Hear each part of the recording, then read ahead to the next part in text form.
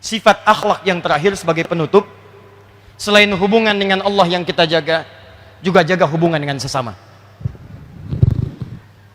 Saya akhiri, tersebut dalam hadis riwayat Muslim.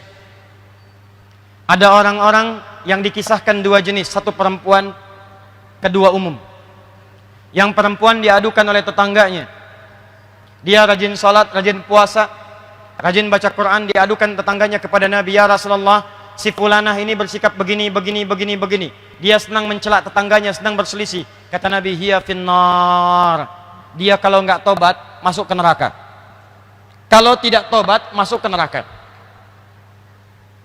Disebutkan di hadis Muslim riwayat sahabat Abu Hurairah radhiyallahu taala anhu. Perhatikan kalimatnya nih. Lihat kalimatnya. Nabi sedang kumpul begini dengan para sahabatnya, ditanya.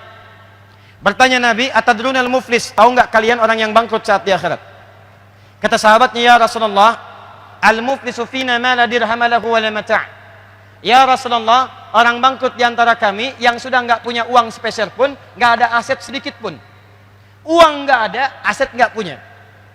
Kata Nabi, perhatikan baik-baik kalimatnya. Al-muflisu min ummati. Orang bangkrut dari umatku itu. Ingat, Nabi tidak menyebut umatnya Musa, bukan umatnya Isa, tapi umatku. Ada orang yang mengaku umat Nabi Muhammad disebut bangkrut oleh Nabi. Ya'ti yaumal qiyamati bi sholatin. Datang di hari kiamat, salatnya begitu rajin dikerjakan saat di dunia. Wasiyamin, puasanya rajin.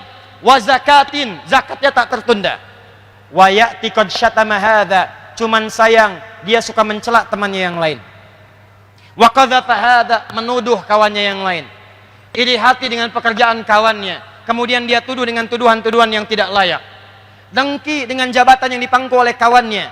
Dia berprasangka harusnya dia, kenapa kawan yang lain yang diangkat.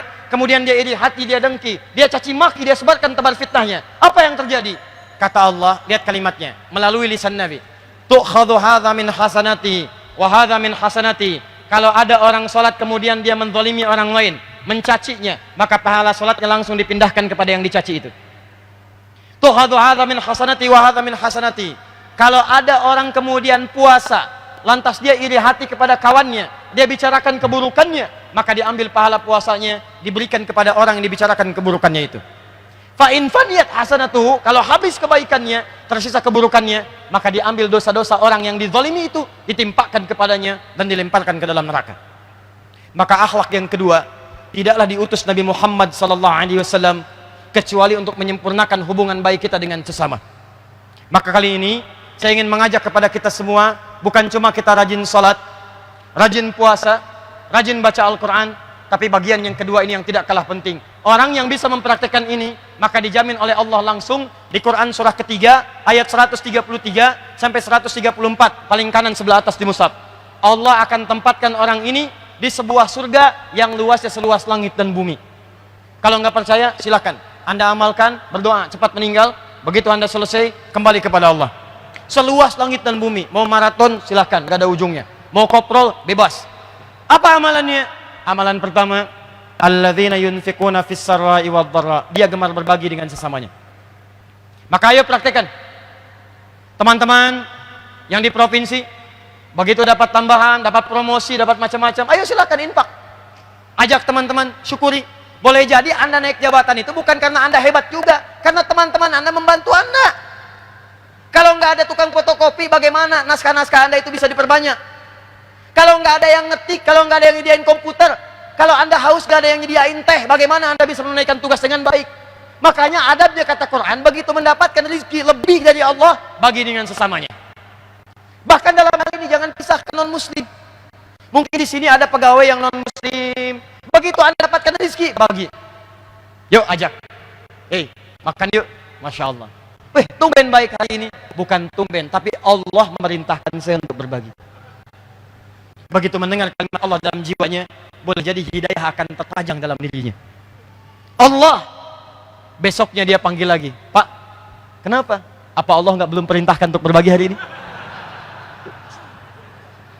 Anda silakan cek. Banyak hadis-hadis Nabi itu mendorong kita untuk berbuat baik dengan sesama.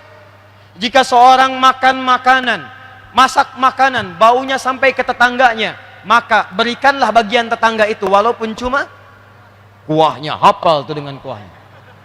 Tapi awas, jangan salah cara mengamalkan. Anda yang makan ayamnya, kuahnya bagi orang, bukan. Dilihat bagaimana indahnya dalam Islam. Begitu Anda masak, sampai baunya ke tetangga, bagi, kata Nabi. Dia punya hak, dia merasakan baunya. Tapi saya tanya pada Anda, apakah Nabi mengatakan kalau tetangga Anda Muslim saja? Tidak. Ini Anda pulang nih, tetangga Anda samping ada yang Kristen, sampingnya lagi Hindu, sampingnya lagi Muslim. Anda pulang dari sini masak opor ayam, baunya ngalir ke semua rumah tadi. Yang Kristen dapat baunya, yang Hindu dapat baunya, yang Muslim dapat baunya. Nabi mengatakan bagi, jangan pisahkan mereka semua. Bagi satu-satu. Indah. Betapa tinggi nilai dalam Islam. Dan jangan dilewatin. Anda masak opornya, Kristen mah Hindu dilewatin. Islam yang dikasih. Keluar yang Kristen, Pak, opornya enak ya? Emang enak, Pak? Luar biasa. Cuman sayang, Bapak kafir. Oh, tidak. Kasih. Begitu Anda bagikan, maka dicatat pahalanya. Kalau Anda berikan ada tenaga dipakai sholat, Anda dapatkan pahala sholatnya. Anda berikan pada penghafal Quran, diberikan mushaf, begitu dibacakan oleh orang ini, setiap hurufnya 10 pahala untuk Anda. Nih, modalnya 50.000. Simpan mushaf di masjid nih. Begitu Anda simpan, dibaca oleh seseorang, satu huruf aja, satu huruf, baca satu huruf, turun At-Tirmidzi nomor hadis 2910. Man qara'a harfan min kitabillah falahu asyru hasanat. Siapa yang baca satu huruf dari kitabullah, dia diberikan 10 kebaikan, 10 setiap hurufnya. Nah, Anda yang kasih mushafnya, begitu disimpan mushaf di sini, Allahu Akbar. Dia baca, Anda dapat transferan pahala. Dan hampir mustahil ada orang baca Quran cuma sehuruf. Nggak ada. Ini mushaf siapa yang kasih?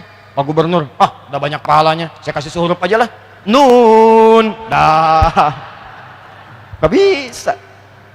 Orang pasti bacanya itu banyak ayatnya. Karena itu, maaf, ketika saya tutup dengan sebuah hadis. Ketika Anda ingin menjadi umatnya Nabi Muhammad SAW, Anda hadirkan dengan nama maulid atau mauludnya. Anda ingin berakhlakul karimah, maka pesan Nabi, jaga hubungan dengan Allah. Saya pun Nabi, kata Nabi, tapi saya tetap sholat tahajud. Saya Nabi, saya pun tetap mengeluarkan infak. Saya Nabi, saya pun tetap berikan kebaikan kepada umat dan kawan-kawan. Saya Nabi, saya berikan harta dan hak-hak keluarga. Maka tanamkan nilai kedekatan dengan Allah. Yang kedua, jaga hak-hak lingkungan sekitaran kita. Orang tua, teman-teman, tetangga, kerabat. Kalau itu semua kita praktekkan, insya Allah keberkahan akan diturunkan di lingkungan kita semua.